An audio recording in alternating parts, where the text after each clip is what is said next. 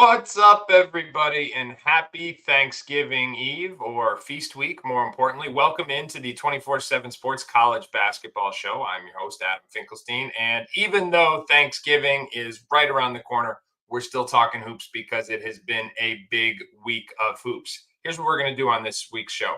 We are going to talk about some of the players in their first season who are making a big impression. And I'm not going to go down the same road. We're not going to talk anymore about Cooper Flag, Ace Bailey, Dylan Harper. We've done that. Not even going to talk about Thomas Sorber and LeBaron Filan because we've done that as well. So we're going to dig into some of the other freshmen who are turning heads so far, as well as some of the transfers. There's no one better equipped to help me do that than our very own Travis Branham. Make sure we welcome him into the show now. Trav, happy Thanksgiving, man. Thanks, man. You too. Looking forward to it. Yeah. Now, before we get going, I'd be remiss if I didn't say, everybody watching, make sure you like, share, and subscribe. Do all those things you do here on the YouTube channel. Trav, like I said, we are going to break down a handful of freshmen that I wanted to talk about who I think have been standouts, who I don't want to say they've been lost amidst all the great performances, most notably Dylan Harper going for 36, 5, and 5 last night. Cooper Flag leading Duke in every major statistical category. Ace Bailey backing up some of that. Maybe he's the number one pick in the draft type. Trey Johnson, he was dynamic in the first week of the season. VJ Edgecombe, LeBaron Filan, Thomas Sorber. So many of those guys that we've already broken down in this show. But there's another group of guys beyond that that is worth talking about. So we are going to break down some of those freshmen who are also prioritized recruits and just add to the totality of what we've seen from this phenomenal freshman class. And first, we're going to start in College Park, Maryland with Derik Queen. Derik Queen played on what I consider to be one of the best Montverde Academy team, one of the best high school teams I've ever seen in Montverde Academy last year. See some of the clips here. So far at Maryland, this guy is absolutely killing it. 16 points, 8 rebounds, 3 assists, 1.2 blocks, almost a steal per game. He's shooting 60% from the floor and 72% from the free throw line. Trav, here's my take on this. Sometimes freshmen put up big numbers and you watch the tape and it's not as impressive. When I watch Derik Queen's tape, I think it's more impressive. He had a 20-20 game to open his college career against Manhattan. He had 24-7 against Marquette, 22-11-5 against Villanova. And it's those last 2 games in particular that I want to dig into, because for him to play his best basketball of the young season so far against the best teams really speaks to me about his preparedness. This guy was a marquee recruit as a freshman in high school back when he was, I think it was St. Francis High School in Baltimore, went to Montverde, obviously had a terrific career there. What we have seen so far at Maryland, and there's 2 kind of perspectives we can investigate this from. We could investigate it from the perspective of one of the best freshman bigs in the country. We could also talk about it from the perspective of somebody who's starting to make an impression in the NBA draft circles and with NBA draft scouts. So here's what I want to talk about. We know about the hands, the rebounding, the passing. To me, it's been like the playmaking, kind of that slow-mo style ball handler. And I'm not saying he's going to be Kyle Anderson, but with Maryland playing 2 bigs, he has been able to play make out of the high post. They've been really smart in some of like the interior screening stuff they've been doing. So like Julian Reese will screen his own man so the help can't come, and Derik Queen will be able to play make off the dribble. I have loved that dimension of his game. Even though he has yet to make a 3 this year, his mechanics look much, much cleaner to me. I don't know if it was over the summer or the Maryland staff, but they have cleaned that up because that was an issue at this time last year. And then even defensively, the knock on him defensively was like, hey, he's not a great athlete, so you're not going to get a prototypical rim protector there. So do you put him at the 5, and then does he have the foot speed to play at the 4? He's played both the 4 and 5 for Maryland. And when you go back and when you watch his clips, you see a player who is rarely out of position. He's slimmed him out of the play. Let me say that, out of the play. He might get a bad angle, but he's physical enough to get himself back in the play because he's slimmed himself down. He's gotten in the best shape of his life, but he's still got that physicality component, and he knows where to be on the floor. So I am very impressed with Derik Queen. Like I said, I think he's one of the best freshman bigs in college basketball. I think that's indisputable, and I think he's an ascending name, let's say, with NBA scouts. You saw him just as much as I did in high school. Has he met your expectations so far, or would you say his production has surpassed expectations so far?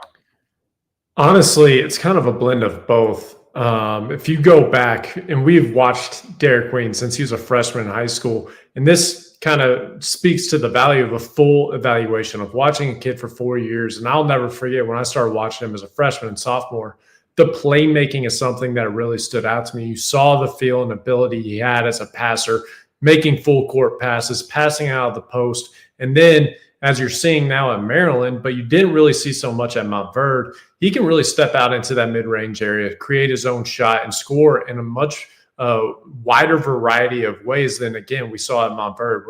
When you watch his junior and senior's film, as dominant as he was, he did all his damage on the low block. And we know there's very, very few people right now in college basketball that can score on the block like Derik Queen. So when you go back and you watch everything that he showed from the time he was a freshman and sophomore, how he matured and grew and developed as a junior and senior, although not showing the full arsenal of his abilities, it's now all coming together. And so while he came in as one of the most polished, college-ready guys in this freshman class, it's not a surprise as to what he's doing on the offensive end, but as to what you're saying, what he's been able to do and translate and adapt and evolve defensively, to me is what speaks the highest about him. Yeah, that's what I've been really impressed with. Now, there's a level of physicality there that he might get called for more fouls in the NBA, quite frankly. The freedom of movement is still a thing in the NBA, albeit not as big of a thing. In college basketball, they've just forgotten about it. And Derik Queen bumps you basically every time. But he's been phenomenal, certainly somebody to watch and a big key for Maryland. Number 2 freshman I want to talk about here, Trav, is Arkansas's Boogie Fland. Now, Boogie Fland is someone that I've had the opportunity to watch since he was a freshman in high school, Archbishop Stepinac in White Plains, New York, PSA Cardinals. I will freely admit he has exceeded my expectations so far at Arkansas. I think he's been phenomenal. 17 points, almost 6 assists, a little bit more than 3 rebounds, over 2 steals per game, shooting 49% from the floor, 84% from the free throw line, and 48% from the three-point line. Here's what's really resonated with me, though. The shot making, I'm not sure he's going to shoot it at that elite of a clip, 48% all year long. But we knew the shot making was there. The things that have exceeded my expectations specifically, the amount of speed and pace he's playing with, there's more burst in his game right now. And as I really went back and watched the tape, one of the big differences, I think, is that when he was in high school, this was a player in my mind who hunted tough shots, sometimes unnecessarily. I think it was Bossy who made the initial Caleb Love comp of hey, when the ball is going in, he can shoot you in a game, but when it's not, sometimes he can almost hurt you. I haven't seen that at Arkansas this year. I've watched multiple games, and I think was it the Baylor game? But watch the entire game. There wasn't one step back in there. He's playing in straight lines. He's putting more pressure on the rim than I expected. And whether it's a pull-up or a 3, he's not forcing anything. He's playing with pace that I wasn't expecting at this level. And there's a versatility and an efficiency in his approach that is beyond what we saw in high school. So he's certainly as high as we were on him coming out of high school. This is McDonald's All-American we're talking about. He's been even better than I expected to start his freshman season at Arkansas. What do you think? Yeah, I mean, to Bossy's point, when you go back and you watch what he did with the PSA Cardinals during his final summer, I mean, he did hunt a lot of really difficult shots and really operated as a focal point scorer for that team. Now, he did showcase some playmaking and feel and vision as a passer, but largely he was really focused on just getting buckets. And so that's where it's maybe he is more of a combo guard with a scoring mindset. You're going to be able to play him on and off the ball, but more times than not, he is going to be hunting those jump shots. And then fast forward 6 months, and I remember going to USA Basketball in October. Boogie comes out there, And I have been talking to his coaches leading up to that point, and just how focused and determined that kid was to make a jump. And he really, that weekend, I walked away just absolutely blown away with what he did on the court, not just from a shot making perspective. As you said, he really built a repertoire and a reputation as to what he could do there, but it was the playmaking and how he just made everybody better. And something you may not see so much on film, but you can't help but notice when you're around Boogie, is the contagious spirit and energy that he just has all the time. It never's turned off. And so he's just an energetic, passionate, contagious teammate that infects everybody around them. And so when both is coming together with the shot making and the playmaking, I mean, it makes for a really, really promising player, and obviously very impactful, as we're seeing so far at Arkansas. You know, one other thing I want to give him credit for, he's been better than I expected defensively as well. Again, he's kind of slight. You know, he's still got to build up that body. He only turned 18 years old this summer, so he's younger than most freshmen. But he's almost used that size. He's getting over ball screens easier than most freshmen. He's locking and trailing guys when it comes to getting around screens off the ball. Like, yeah, he has his moments where you know, he gets beat or whatever.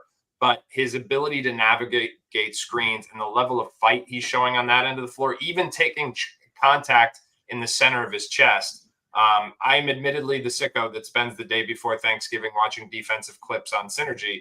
There's something wrong with me. But I was impressed. So I think even on that end of the floor, he has exceeded expectations. I'll add one more thing to all of what you're saying. Like, it's not just the burst he's added.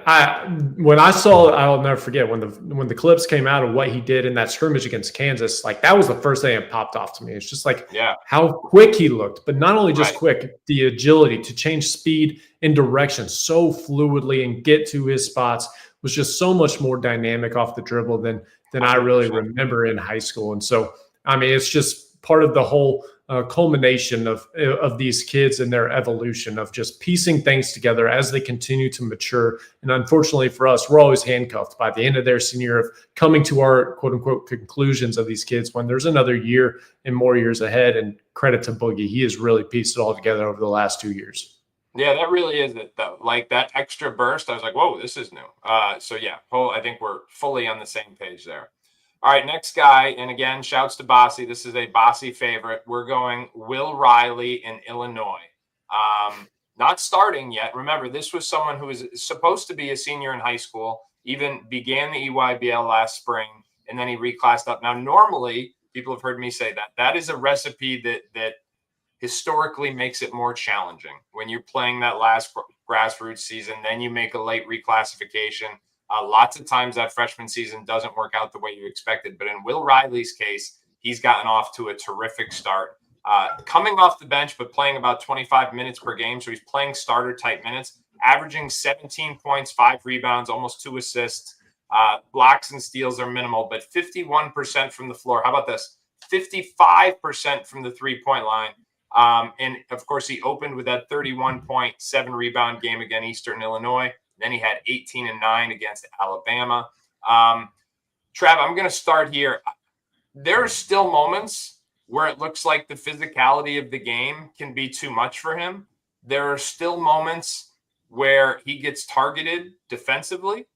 There are still moments where, like, his overall aesthetic isn't that great. Like, you see him get bounced around a lot. But this guy is just a bucket and a prolific shot maker who is getting – I don't even know that we could say he's putting that much pressure on the rim. But the shooting from behind the arc and in the mid-range area coming off the bench has been so prolific that it'll almost like makes you say, hey, when this guy puts on 30 pounds of muscle, and I know that's easier said than done, but I do think that's inevitable at some point. Like, what's his game going to look like then? Because he's shown, like, those shooting numbers, again, he's not going to sustain 55% 3-point shooting unless it's Reed Shepherd too. But just what he's been able to do, even without that extra layer of muscle mass and physicality, has really resonated, and he's lived up to where we ended up having him in the rankings. What's your take on Will? Yeah, I mean, from where I thought he was coming into Illinois and where he's actually at right now, I mean, he's way ahead of schedule. this was a kid that I projected to be kind of like one of those kids you ease into the rotation throughout the course of the year. You get him some reps in live play. Hopefully he puts on some weight and gets stronger and really finds his rhythm throughout the course of the season. And I thought in like January, February, you're going to see him really start to make some significant impacts out on the court. But my goodness, I did not see it coming this fast because going back to the summer, because he was playing on the EYBL circuit this summer, every time I saw him, like the talent pops off the page. It's something you just can't help but notice with how he can make shots off, whether it be off the dribble or off the catch, off the move. And then the playmaking vision and everything that you saw there, and just how kind of enticing and intriguing of a long-term prospect this was. But he's so thin and so skinny. And the production, at least when I went to go see him live and in person, there's nothing like a live in-person viewing. There's a lot of times he actually really struggled in front of me. And so that's where I was like, you know what? To Bossy's credit, he was a guy that was just, he's going to be a lottery pick, point blank, potential top 10 this season. And I was like, you know what? I think he's going to need some time to come into his own this year. And then next year, when he's a sophomore, I was like, no question about it. He's a lottery pick, but credit to Will. He has really come in and exceeded expectations, especially breaking the trend that we have seen, as you were saying earlier, of the struggles that we see out of the kids who reclassify and go into college early. Yeah, no doubt about it. And I can't emphasize this enough. He's still not strong enough. He's still not ready to defend. All that was right. Like you and I we were right with that. It's just he's so potent of a scorer. It's almost like, I mean, this guy is getting like bounced around the lane, literally in the midst of getting knocked over, and yet still has enough body control to kiss the ball off the glass in certain shots. So it's been really impressive stuff from Will Riley. And again, you just forecast him down the road when he's got extra muscle mass, and it's a game changer. Last freshman we are going to talk about here is Asa Newell at Georgia, Derik Queen's high school teammate. This was a player who really went up and down the rankings in his last 2 years of high school. His best settings were almost always with USA basketball. So far at Georgia, 16.7 rebounds and 2.7 stocks per game. He's got 1.3 steals, 1.4 blocks, 56% from the field. Shooting numbers are not great. 57% from the stripe, 18%, just 3 of 17 overall from the three-point line. He, too, opened up with a huge game. He had 26 and 11 over Tennessee Tech. But in my opinion, that was the 26 points that just came because he was bigger, stronger, and more athletic than everybody else. The things that have stood out to me here, Trav, are the physical tools. Like you put a college freshman in a game, and even if it's in a guarantee game against somebody like Tennessee Tech, when you're that much more like glaringly physically talented than everybody else on the floor, and you get 26 and 11 basically just on ability. I mean, this is a game. He had 26 and 11, and he airballed 2 shots. Like it's one of those games where the tape isn't anywhere near as good as the box score was. But he's just so talented that it works. Good hands. I've been really impressed with him as a screener. You know, like a lot of guys, freshmen, don't love contact. Asa's one that like got a wide base and really hits people when he screens. This is my question for you. I have 2 concerns. Defensively, for a guy who's got 2.7 stocks per game, which is a great number, he gets pinned under the rim at like an increasingly alarming rate. Like he's almost always in the cylinder, to the point where there have been times where he's gone up to block the shot and almost hit his hand on the rim. I think he really struggles when he's forced to close out. I think he's much, you watch him in pick and roll and it looks like, okay, he's going to have some versatility. But if he's got to scramble defensively, it hasn't been good so far. From an archetype perspective, though, I always viewed him as someone who had a great archetype, meaning a 6'11" lefty big who could theoretically protect the rim, guard pick and roll, stretch the floor, and be a lob threat. So you've got versatile two-way potential. And I think those who liked him the most liked him because of that archetype. So, number one, have you seen enough of Georgia this year to make an assessment on this? But number two, like, what do you make of his first 6 games so far? The numbers have been great, and obviously there have been some high highs, but there's some things in the tape that I'm a little concerned about. I get your point, but he's actually one I'm really high on and very Okay. excited about because go back to where he was in high school. He's a bit of a late bloomer. I mean, we had him ranked in the top 25, even in the top 10 at one point, but it was more on projection and not on production. Again, the archetype, the 6'11" build, he's a fluid athlete. He's coming into his frame still, but the consistent development and how much or just how he steadily improves seemingly every single time you saw him. Now, last year with Montverde, he was a bit of a more difficult evaluation. The rim protection I thought was there, and he rebounded, and then they really just kind of stuck him in the corner, and he would make open shots when they came to him. So I am actually a believer that the shot is going to continue to come along. It looks good coming off his hand a little, and he has natural touch as a shooter. So I think in time, that's something that'll be a bigger factor to his game. And so when I see the fact that maybe the production hasn't always been there, now it is. It may not be in the ways you want. And yes, he still has his freshman woes, and he's going to have a lot of maturing to do, especially when it comes to the physical side of the game. But we've seen improvement there. And when you talk to anybody that has ever been around Asa Newell, anyone that has ever coached him, everybody raves about just the mentality he has for the game and just how just direct he is in his thought process and his decision making, not just on the court, but off the court, and how everything comes together and just is solely focused on his personal development and getting better. So what we're seeing now, I'm very excited about. And I think still the best basketball for Asa Newell is ahead of him. All right, fair enough. Before we start talking about the transfers, this is a reminder. As soon as we are done, you're going to want to head over to 247sports.com. We've got wall-to-wall team coverage, recruiting rankings, transfer portal updates, as always, and all the latest breaking news in the recruiting world. All right, in the second half of the show, we are going to continue to talk about players who are making a first-year impact, but we're going to talk about transfers in their first year in a new program. Full disclosure, Trav, we were not planning on talking about Javon Small, but things have changed because he just had a big game for West Virginia, and I'm going to turn it over to you to tell you. He was your number one point guard in the portal last year, right?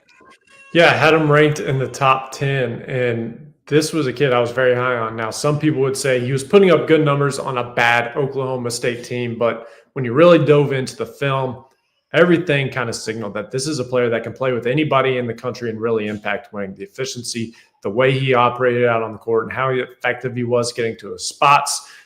He was just one that I was super high on. And what we saw today against Gonzaga really all came together. He had 31 points, scored from all three levels, and led this West Virginia team to a big win, despite Tucker DeVries, who hit a monster shot to ultimately, well, I mean, not only just a monster three to cut it to 2 points, but hit the two game-tying free throws to send it to overtime where they ultimately pulled it out. So Javon Small, as I was preparing for this show and this article that I released today talking about guys who were multi-year transfers and the other day guys who were impacting right away, he was one that I was really watching and looking at, but they hadn't really played anybody.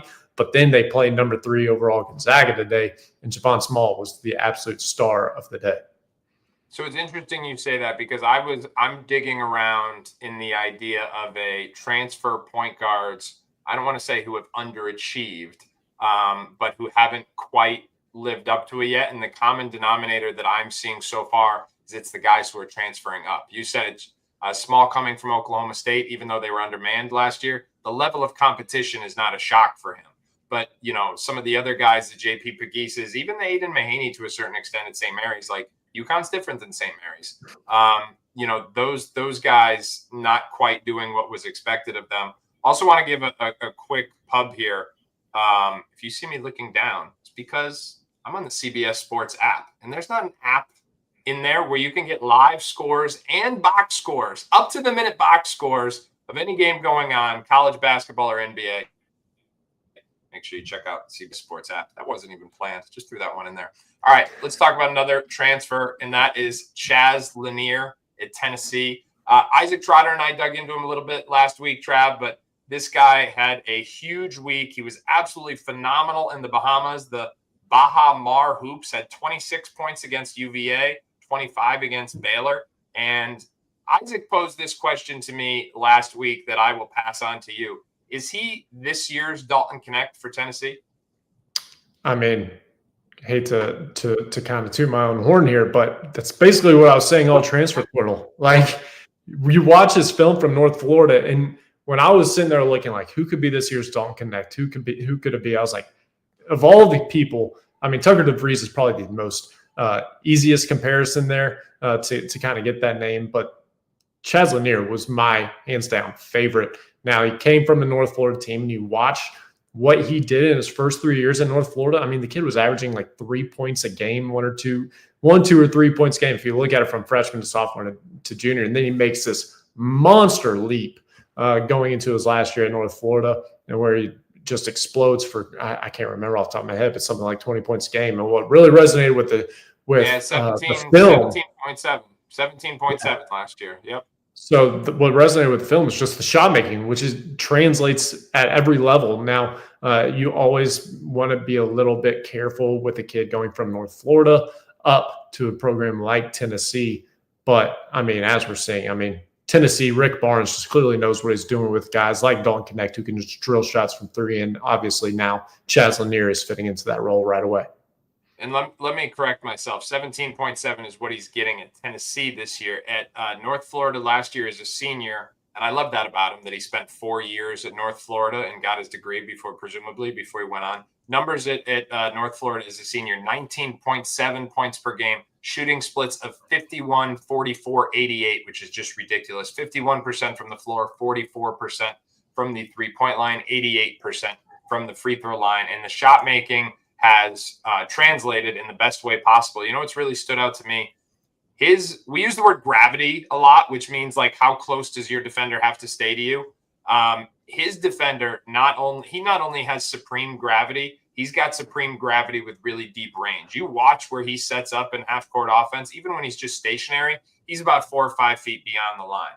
His release is really, really quick, and he's a movement threat as well. So he's like, we say who's this year's Dalton Connect, but being Dalton Connect means you have to make tough shots, and he is making tough shots. Like whether he's off a handoff, off a pitch, coming off pin downs, whatever, he's been making all kinds of shots. He even jabbed into a tough one this week in the Bahamas. And although, at least in the Bahamas, more than half his shots at threes, you saw defenders start to press up on him and run him off the line. And he's got a pull-up in there too. So it's going to be really interesting now that he's established himself as the clear top scoring threat for that team, and other opposing defenses begin to game plan for him and run him off the line. If we see other elements, or if he's just quick enough with that release where he can continue to get it off. But Chaz Lanier certainly has been as good as you expected. All right, let's talk about one more. And this is someone that was a big-time freshman, big-time recruit 2 years ago. Andrej Stojakovic committed to Stanford. His first year did not go as expected. Transfers to California, Cal Berkeley, and just been phenomenal. He was the 19th overall recruit in 2023, the 65th ranked player in the portal last year after averaging just 8 points and 3 rebounds per game at Stanford. But so far at Cal Berkeley, 18 points per game, 5.5 rebounds, 1.2 blocks, which has been impressive. Offensive efficiency isn't necessarily there yet, just 41% from the floor and 26% from the three-point line, albeit on over 5 attempts per game. Most recently, he's got 3 straight games with 20 or more, and he hasn't had less than 15 all season long. Trav, here's my question for you. If I told you that he was going to be putting up these numbers and shooting just 26% from the three-point line, would you have believed that? Because I admittedly would have been very skeptical about that scenario. Yeah, no chance. I mean, when we grew up watching him in high school, or watching him grow up in high school, the shot making is what always stood out about him. And he was, I mean, son of an NBA All-Star, so it's kind of ironic to say Andrej Stojakovic was a late bloomer. He was a kid that really didn't start playing competitive basketball and taking it too seriously until close to becoming a freshman in high school. So even entering high school, he was already behind the curve on many of his peers, despite having the legendary father that he had. And so throughout the course of his high school career, he just continued to get better and get better. But physically and learning some of the small details, and defensively, he was always behind. The decision-making kind of struggled at times throughout high school. But now as he's continuing to mature, get more reps, especially live game reps at Cal Berkeley, it's all coming together for him. And so to go back and for you to say this kid would average 18 but shoot just 25, 26% from three, I think you're crazy. So that just tells you he's still only going to get better this season, because those numbers are bound to come up. There's no way he's going to be a 25, 26% three-point shooter all season long. You know what he's doing, though? They're allowing him to initiate quite a bit of offense. Like, he grabs a defensive rebound and he goes with it. They even have some sets where he starts with the ball in his hands. And it reminds me of watching him on the 3SSB circuit with Compton Magic, where he was doing some initiating back then too. And no one really believed that was going to be his role in college. But credit to the creativity of Mark Madsen kind of allowing him to do it, because the reason why he's putting up these numbers, despite the fact that he's not shooting well from the floor, is that he's putting more pressure on the rim than at least I ever expected. It's not that like he's super bursty or super twitchy with the ball, but he's very clever. He's very smooth. And as his frame has started to fill out, because to your previous point, even though he was a little older for the grade, he was a late bloomer, like just in terms of the overall physicality of it. That's gotten better, and he's got such good touch around the paint that he's finishing and making plays off the bounce at a much higher level than I expected.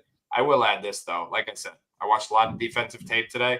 The defense is got to get better. I mean, he gets around screens like I do. It ain't good. And you know, like guarding the ball, it's not good. But it's gotta get better. Anything else you have to add on Stojakovic? No. All right. I want to ask you one final one. We've been talking about first-year players. Been talking about freshmen, aside from the ones we've already talked about. Been talking about in previous shows. Been talking about transfers, same thing, aside from the ones we've already talked about in previous shows. We probably should do a whole show on players who have stayed and thrived. But until then, there's one player who I think is worth noting, and that is Seth Trimble at North Carolina. Now, I recognize the Tar Heels are coming off a disappointing loss yesterday to Auburn. It was, in Seth Trimble's words, fairly non-competitive. But this is someone who basically forced his way into the starting lineup this year as a junior, is averaging 17 points, 4 rebounds, 2 assists, just about a block per game, a steal per game, shooting 54% from the field, 52% from the three-point line, and 86% from the free throw line. Now, Trav, Seth Trimble does not have a pretty-looking jump shot. When he was in high school, he was deemed, well, let me say this. When he was in high school, I thought he was a total non-shooter. His freshman year at North Carolina, he made a total of 1 3-point shot all season long. Last year, that percentage jumped up, and I think he was around 40%, but he only made 13 threes in 35 total games. Now, this year, in 6 games, first 6 games of the year, he's got 11 threes. It's still a funky-looking release, but you know, in the world of players like Tyrese Halliburton, if the ball goes in at a certain point, we don't care what it looks like. He's also their best perimeter defender, and I have something to add, but I'm gonna go to you on that. How impressed are you by Seth Trimble, and is there like a big takeaway from what he's doing so far? No, I'm blown away with what he's doing. I mean, when he hit the portal this offseason, I mean, I don't really remember too many schools getting heavily involved with him. I know he had a couple of high majors messing with him, but he obviously made his way back to North Carolina. And you watch his freshman and sophomore films. He was actually a player I was really high on coming out of high school with the explosiveness, just how elite of a defender he was. And I actually always thought he was going to be a good playmaker, a guy who could drive and get to his spots and make the game easier for those around him. Now, that hasn't necessarily been the case for him. He was, as a freshman, sophomore, an elite defender for North Carolina off the bench, kind of a spark off the bench when they need some athleticism out there on the court. But what he's doing and just the explosion of offense that we're seeing, and just the fact that you have Ian Jackson, Elliot Cadeau, RJ Davison, an All-American. So you have three extremely highly touted players that were expected to make up this backcourt for North Carolina. And Seth Trimble has just taken this by storm. And so the explosion in offense that he's shown, because he was not a good scorer the first two seasons at all for North Carolina, it has been remarkable. So that kid has clearly been in the gym, putting in the work. And he's doing all those things you noted that we saw in high school. He's getting downhill. He's getting downhill with pace and physicality.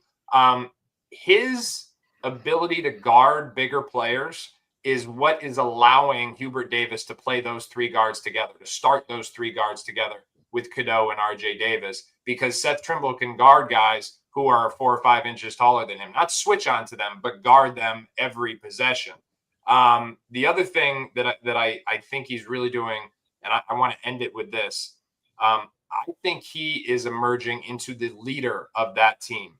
Here's some of the things he said after the loss to Auburn. He said, "No pride. It's as simple as that." And then he said, "Whatever." And then they asked him, the reporters asked him, like, "Well, what was said in the locker room?" And he said, "Whatever we said in the locker room is going to stay there." And then he ended it with, when that's going to be the result each and every time we give that type of effort. So I look at this guy as not only someone who is putting up numbers, being the team's best perimeter defender, but now being a leader. Because you and I both know, doesn't matter how many points you score, if you are not competing, and this isn't a knock on anybody on North Carolina, but if you're not the toughest, hardest working player on the team, it's really hard to be the leader of the team. And I think Seth Trimble is a big time leader. And he's proven it, man. I love everything about what he's doing. I'm not sure if that jumper is sustainable. It's funky, but got to give him credit for what he's doing.